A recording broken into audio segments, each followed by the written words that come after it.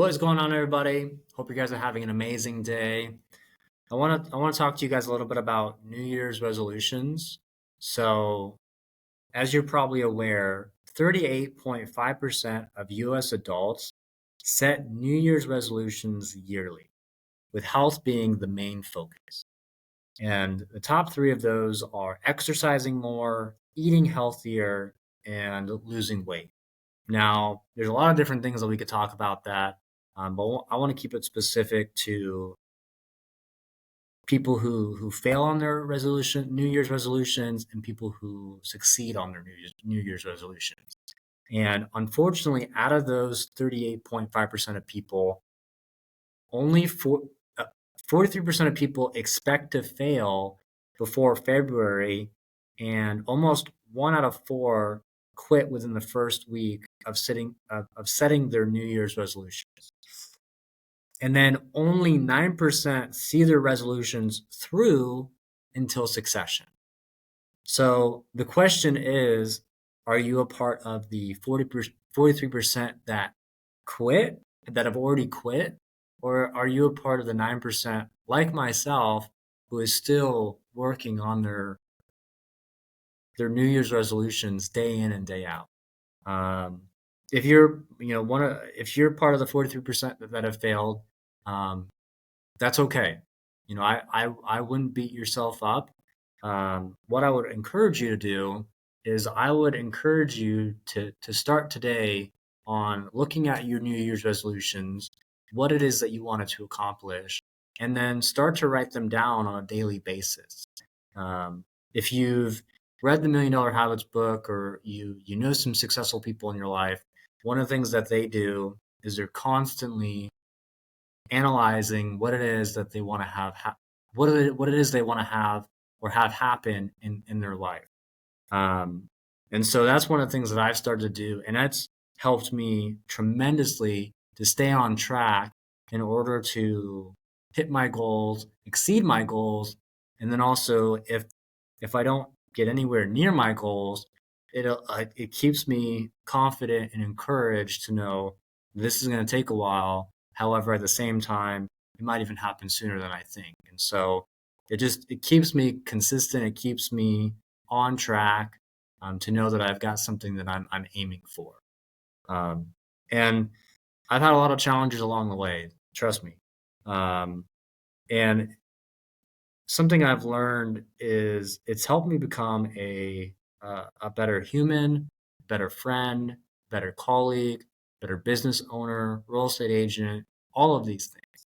And it's also given me a better perspective on how to love people, bring out the best in people, and help them grow, or at the very least, determine if they're people that I want to spend time with. And the reason for that is because you probably know this as well as I do, that our time here on earth is very finite. And so success, in my opinion, is spending time with people that I want to spend time with as much as I possibly can.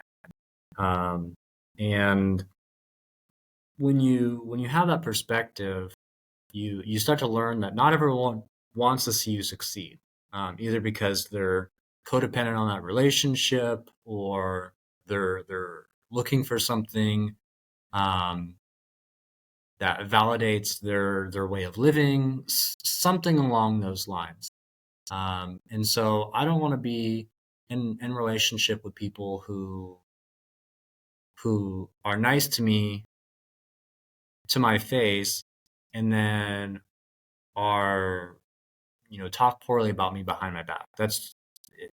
If you're one of those people, I will learn that very quickly and cut you out.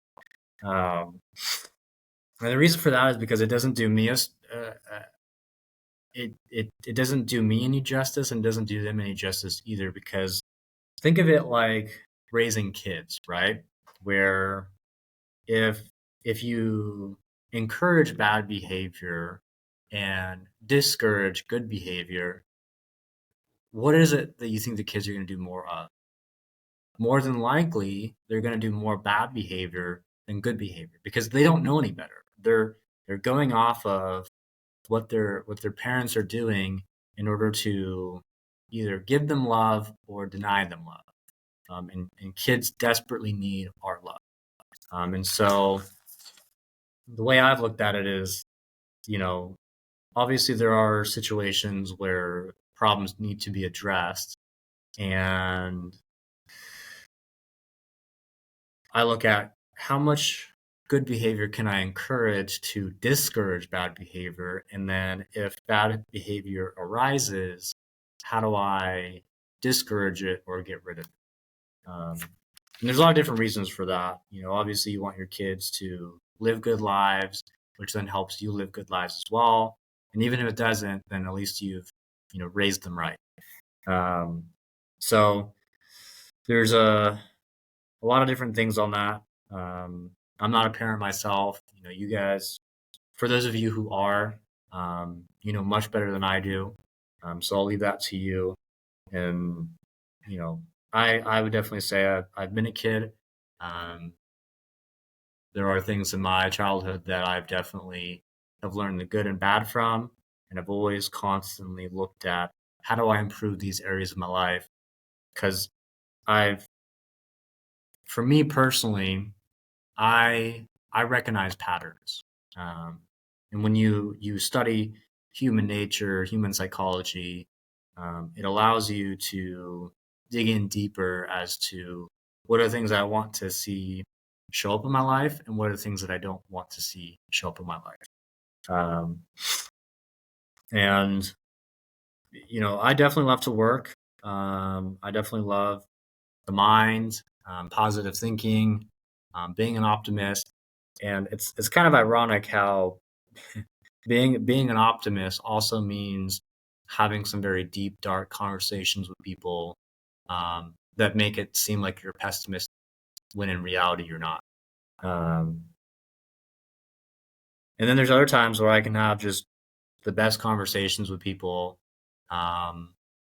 because they're on the same path that I am. So um, I think it's interesting that we as leaders take the blunt of the responsibility for people who don't think the same way that we do. So a little tidbit on that. So going back to New Year's resolutions, if you do want to exercise more, eat healthier, and lose weight, the question becomes, what are the changes that I need to have happen in my life? And that could look like showing up to the gym, getting a gym membership, spending less time with friends who discourage you going to the gym because it validates them not going to the gym, or getting rid of friends who go out and party every single night when that's not the lifestyle that you want to live, or it's a lifestyle that discourages you from doing the things that you want to do. I can tell you it's not easy having to spend less time with friends because I want to work, or I want to read, or I want to write. And it becomes a situation where it's like, unfortunately, there's a part of success that separates us from other people. And being a man of faith, I would say that's our sinful nature. Because we could either live poor lives or we could live rich lives. And guaranteed, if I asked 99% of people if they want to be poor, if they want to be rich, most people would say that they want to be rich. And the reason for that is because I've been both. I've been poor and I've been rich. And that can look like a lot of different things for a lot of different people. And so I can tell you, being rich is a lot better. Being rich and having problems is a lot better than being poor with problems. Money provides you a lot of opportunities and a lot of options in order to make better decisions. So if you so you have to look at you have to take inventory of your life. What are the things that I want to have happen? Um, and I would definitely start with one thing at a time.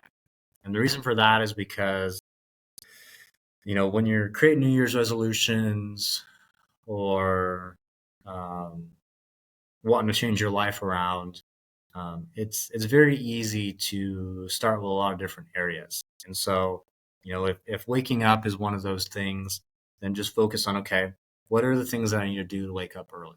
Well, you got to go to bed early.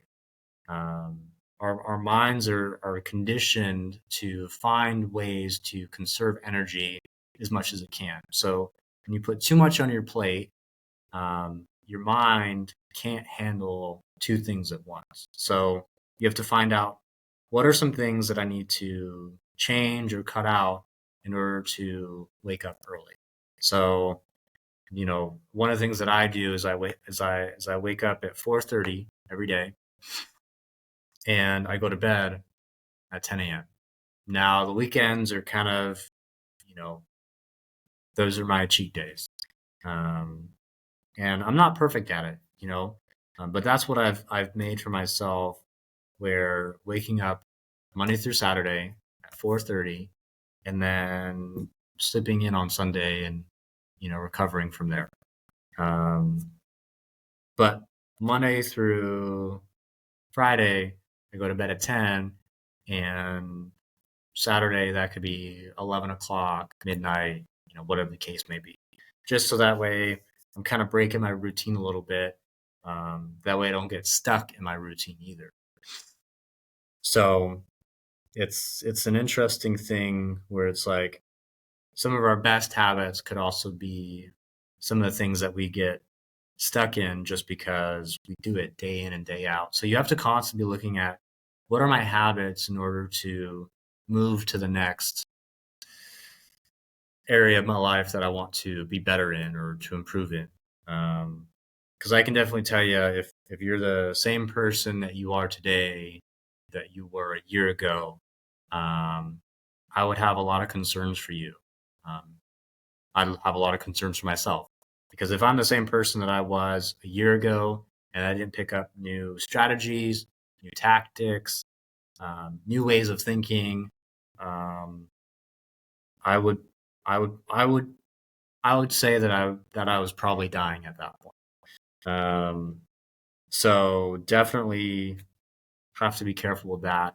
Um, and so that's where it's like when you write down your goals daily, it allows you to reflect on the areas that you've improved on, that you want to improve on, and some areas that you may not have realized that you need to improve on. And I would also say too, like when you do things that you wanted to accomplish or things that you wanted to do as well, reward yourself. Um, so like say for example, um, you go to the gym and you wake up early, or you wake up early, then you can do like a little hurrah, like yes, I did that. Same thing with the gym.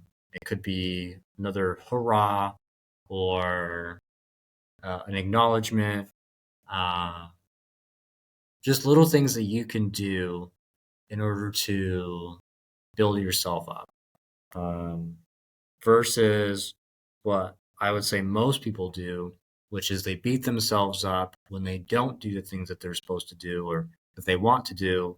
And that just leads to a very unhealthy um, place where you're less loving to yourself because of the things that you didn't do that you know you should be doing or that you wanted to be doing, which then creates more unhappiness in yourself, unhappiness in your partnerships, friendships, you know, and it's kind of interesting how um, you don't even recognize it until someone who's the complete opposite of you is able to recognize it because they've been in your shoes and they've seen where that path has gone.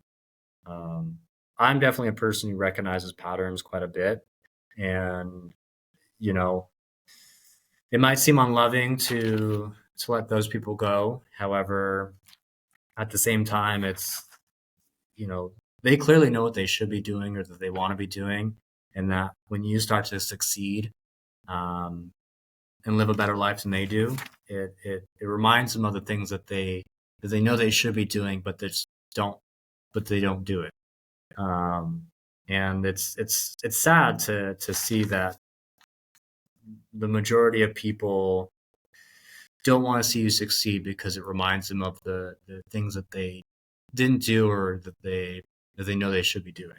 I think it's a very sad thing versus building people up, even when it may not help them in some way, except the fact that it helps them mentally be like, okay, if this person can do it, I can do it. If that person can make $1 million a year, I can do it. If this person can work out 6 days a week or 7 days a week and see results, then I can do it as well. It's like, I think we have this idea that like we have to compare ourselves to people in order to be like, okay, yeah, they're doing this. These are the reasons why they did it. You know, they had great parents, they had a great life, you know, whatever. And it's like, who cares? Like, those people are, regardless of if they had a leg up or if they had advantages in life that you didn't have, it's like, what's stopping you from doing it as well? Because there's plenty of people who have great genetics. There's plenty of people who are incredibly smart. There are people who have a ton of money, and yet those people squander it. They don't work out. They settle for less than what they're worth. They have a poor marriage. I mean, there's so many different things where it's like, do I really want to compare myself to someone who, on all fronts, looks great? However, they live a miserable life? It's like, no. If anything, I'd rather be one of the most hated people in the world and have one of the greatest relationships with a person I want to spend the rest of my life with. Because if I'm treating the person that I love the most poorly just to look good to other people, it's like, one, I'm doing myself a disservice. I'm doing my partner a disservice, and then also people who actually care, like they can see through that, and eventually they'll just leave. Like people who are genuine and honestly care about you, they don't tolerate behavior like that for very long. Like one, because the thing is, when you're a person like myself who trusts people until they give you a reason not to, or gives people the benefit of the doubt, you know, you are going to be taken advantage of. It's just the reality of things. And the, you know, I could hide, I could pretend, you know, whatever the case may be. Um, but the reality is that I'd rather be generous to a fault than stingy because someone took advantage of me. Um, you know, and there's some honesty in there and there's some vulnerability in there. And I think the more that you can do that, it just starts to really show you, okay, who are the people that I need who are the people that I need to be spending time with, who are the people I need to be spending less time with, and then also take inventory of the things that you listen to, the things that you watch, uh, all kinds of different things where it's like you start to look at, I mean, honestly, if more people vetted the person that they were going to spend the rest of their life with the same way that they vet their friends, or vice versa, a lot of people would be a lot happier. I think that's why they say the richer get rich and the poor get poor. And it's not because poor people are bad. It's just they don't know the things that rich people know, or they don't want to do the things that rich people do. And it another way to put it is successful people and unsuccessful people. All it takes is a one difference in what you do every single day to see the results. That could be eating less junk food, talking to that toxic friend or family a little bit less. Spending one less day a week with them, uh, or a year, whatever that looks like. And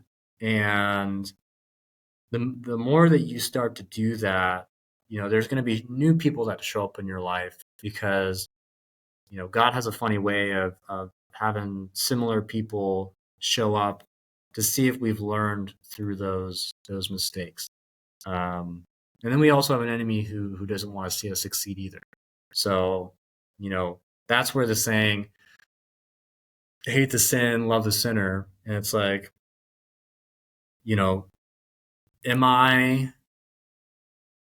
loving the sinner, or am I loving the person by encouraging bad behavior, by having it around me? Or is it more loving to remove those people and let them figure it out on their own? And while they're doing that, I'm improving my life in every way possible. Because there's just some people who will bring you down.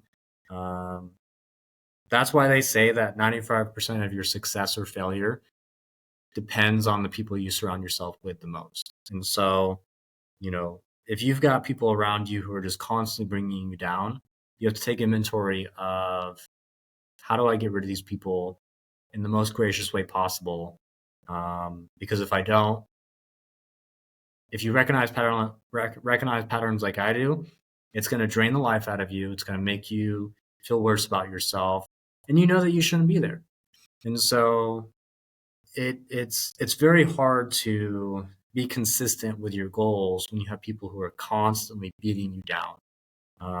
And honestly, if those people want to live that life, go for it. I can tell you where that leads. So, with that said, you guys might be asking me questions like, where do I start? Well, the question is, what do you want to do, and what do you want to accomplish in your life?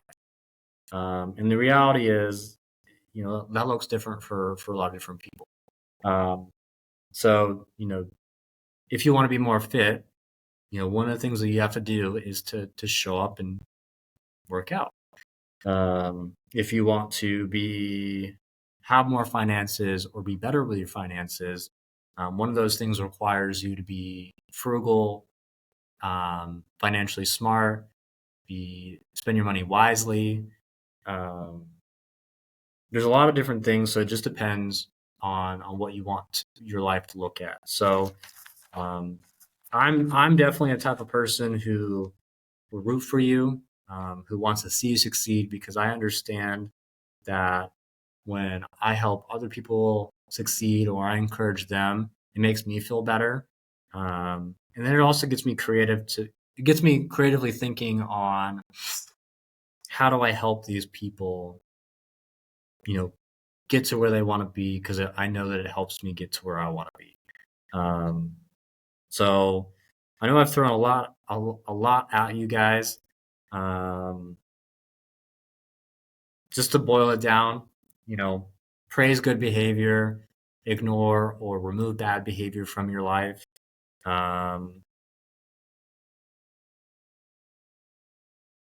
If you've got too much on your plate, look at areas that you can remove. Sometimes that means if you're at a job that you don't like, looking at other job opportunities, and then because there's like this security that you have too, where it's like, if you don't like your job, instead of complaining about it, then just go look for a new job. That doesn't mean you have to quit right away, but it does mean that you go look for other job opportunities, and then once a job opportunity arises, you're set with that job, and then you can put in your 2 weeks notice and then go work at that new job. If you don't have healthy food in your home, and you just have junk food, get rid of the junk food, get healthy food. If you don't have a gym membership, then get one. And then also just have the mindset of, there's no excuses. Whatever your parents did to you, whatever your friends did to you,